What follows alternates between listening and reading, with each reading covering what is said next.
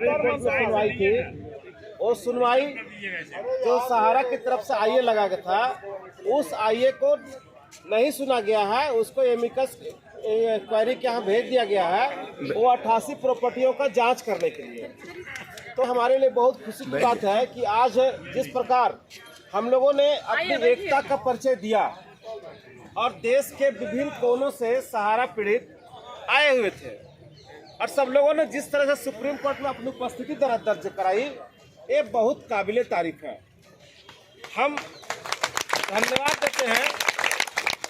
देते हैं हमारे बड़े भाई रमेश भाई और हमारे मदन लाल आजाद। एक बहुत बड़ा काम हुआ है, बहुत बड़ा काम है। बधाइयों। आज हम सहारा पीड़ित विश्व भारती के लोग माननीय सुप्रीम कोर्ट के अंदर थे, अच्छी संख्या में थे, लेकिन रमेश भाई और मदन लाल आजाद जी ने अपने अपने संगठन के लोगों को बुला करके बाहर में ये लोग डेरा डाले हुए रहे।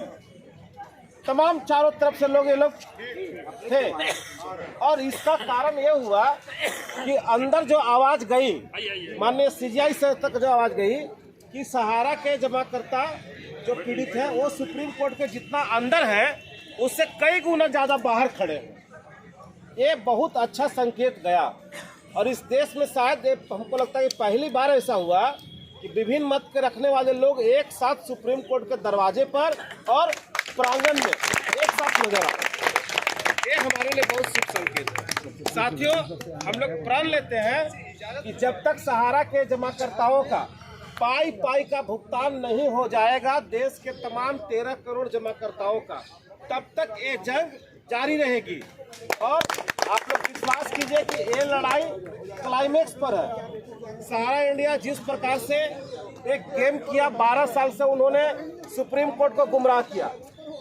कभी गुमराह किया कि जो उसके ऑर्डर आए थे 31 अगस्त 12 को कि तुम रियल एस्टेट हाउसिंग बोर्ड का भुगतान करो, उसने भुगतान नहीं करके कन्वर्जन करवा दिया, सुप्रीम कोर्ट के आदेश का अवहेलना किया।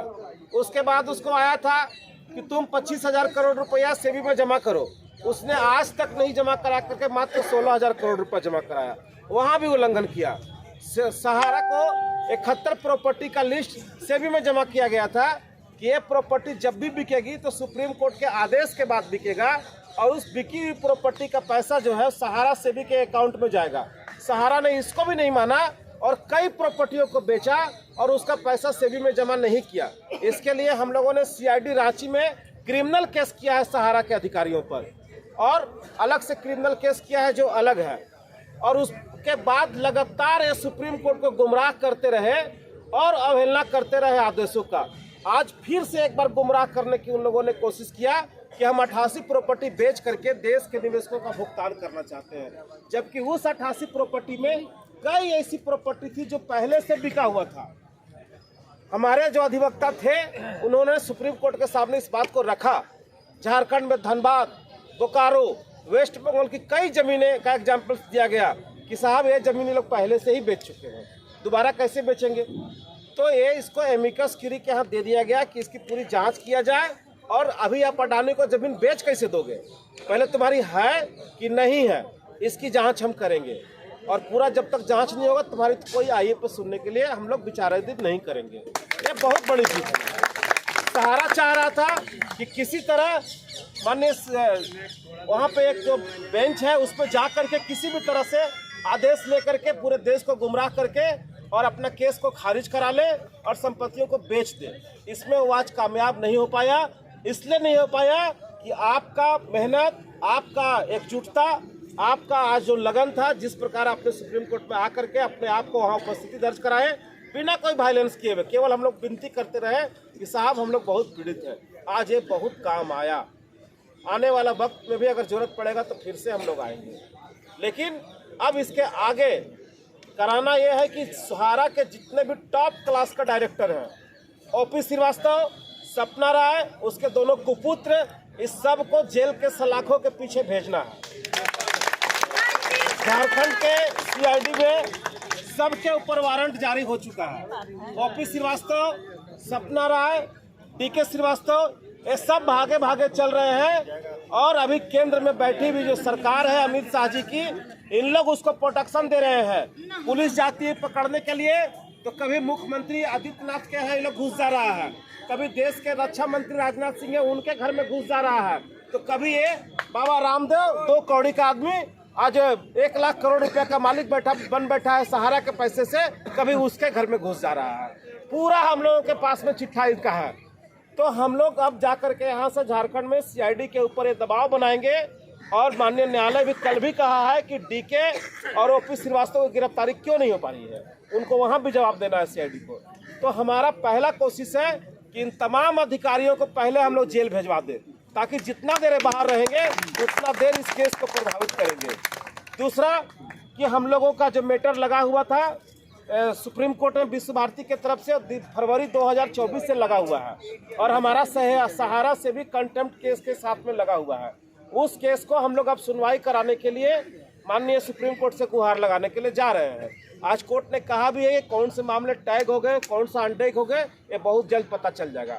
तो हम बहुत बड़ी जीत की ओर जा रहे हैं। न्यायालय हमारी बातों को सुनने के लिए तैयार है और हमको पूरा उम्मीद है कि जिस प्रकार इन लोगों ने गुमराह किया था 12 सालों से, आज माननीय न्यायालय का आंख खुल गया कि सहारा पीड़ित जो है वो खुद से चल करके आज प्रांगण में आकर के बैठ गए हैं। जितने अंदर हैं उतने ही बाहर हैं। तो ये मामला बहुत गंभीर है, इस पर जल्द हम लोग विचार करेंगे। तो बहुत धन्यवाद साथियों, हमारे साथ बहुत सारे साथी आए हैं। हम चाहते हैं कि सब लोग थोड़ा थोड़ा बोलिए और उसके बाद बाकी तो हम लोग अपना लाइव वाइव से आप लोग बीच में आते ही रहते हैं, तो वो सब चलता रहेगा। तो हम बर्ड सेट के बारे में भाई हमारे एक्सपर्ट यहाँ हैं बड़े भाई मदन लाल आजाद जी। क्योंकि एक बात लेकिन मैं कहूँगा कि बर्ड सेट के बारे में झारखंड के डीजीपी सर भी चर्चा हम लोगों से किए थे कि वहाँ भी बर्ड सेट की सुनवाई के लिए आया हुआ था। तो ऑलरेडी उन्होंने जो केस हम लोग का था वो 409, 420, 120 बी में रजिस्टर्ड ऑलरेडी हो चुका था और उस पर कार्रवाई बढ़ चुकी थी। तो वहाँ के सरकार की ओर से आया था कि बर्ड सेट के ऊपर में क्या है नहीं है, उसको प्रशासन को ट्रेनिंग करने के लिए आया हुआ था और ट्रेनिंग हुआ भी था और आगे हो सकता है कि उस पर कार्रवाई भी होगी। ये मेरे सामने चर्चा हुई थी, मैं इस बात को एक्सेप्ट करता हूँ। जी झारखंड में डीजीपी सर के पास मेरा लगातार इस केस के मामले में मेरा उठना बैठना है। वाले मामले में जुड़े हुए हैं जरूर। एक और मेरा सवाल है आज नहीं वो ये बताएंगे, उन्हीं से पूछ रहे हैं। बैठिए सामने सिस्टम से बात कीजिए। तो हम अभी अगला निमंत्रण दे रहे हैं, पूछ रहे हैं ये, क्योंकि अभी एक मिनट रुक जाइए अभी लाइव चल रहा है। हाँ ठीक है, अभी बर्ड सेट के बाद में देखिए हम बहुत अपडेट नहीं है, जितना हम जानते हैं उतना ही हम सहारा वाले के पूछिए। सहारा के मामले में हम काम कर रहे हैं। जो देश के पुराने कानून है उसके तहत में हमने सुप्रीम कोर्ट में रिट याचिका दाखिल किया है देश के 13 करोड़ जमाकर्ताओं के लिए और हमारे एनजीओ के सदस्य हैं 32,000 उन लोगों के लिए। ये फैक्ट है। हमारी बेचने की जो बात की थी अडानी ग्रुप को सहारा के थ्रू कि पैसा दे देंगे, तो उसका आप विरोध कर रहे हैं कि नहीं हम नहीं देने देंगे। अरे भैया वो 88 प्रॉपर्टी है कहाँ उसका? उस 88 प्रॉपर्टी में कई प्रॉपर्टी तो उनको बेच दिया गया है। आपका ये शर्ट हम पहले बेच दे दीदी को और बाद में फिर शर्ट बेचने जाए इनको, अब बेचने दोगे? तो 88 प्रॉपर्टी में कई प्रॉपर्टी पहले से उनका सोल्ड है, पहले से बेच चुके हैं, जिसे मैं नाम लेके बता रहा हूँ। गलत जानकारी दी थी, बिल्कुल गलत जानकारी दी है। इनके ऊपर में अलग से मुकदमा दर्ज करके सुप्रीम कोर्ट के सारे लोगों को जो इस तरह का पिटीशन दाखिल किया है उनको जेल में बंद करना चाहिए था और हम करवाएंगे। इसके लिए एफआईआर हम और अलग से करेंगे। झारखंड की धनबाद की जमीन बिकी हुई है, बोकारो की जमीन बिकी है, वेस्ट बंगाल की कई जमीन बिकी है जो उनके लिस्ट में शामिल है। तो एक ही जमीन को कितने बार बेचेंगे? तो अलग से कुछ छुट्टी का केस इनके ऊपर में होगा और वो मुकदमा हम ही लोग करवाएंगे। तो अब ये जो अब चाहते क्या है आप लोग, कैसे सोल्यूशन की ओर जाए? सिंपल सा सोल्यूशन है। इस देश में जो बैठे हुए हमारे भाजपा की सरकार है, माननीय वित्त मंत्री अमित शाह जी, अगर ये लोग चाहते तो सोल्यूशन 3 दिन के अंदर निकल जाता। इसमें करना क्या था भाई? पैसा जो हम लोगों ने दिया वो इन लोगों ने प्रॉपर्टी में इन्वेस्टमेंट किया, वो पैसा इन लोगों उस पैसे से इन लोगों ने अपनी निजी संपत्ति बनाया। बीके श्रीवास्तव आज 1-1 लाख करोड़ रुपए का मालिक है। कितना पैसा लेकर के आया था? वो हमारे पैसे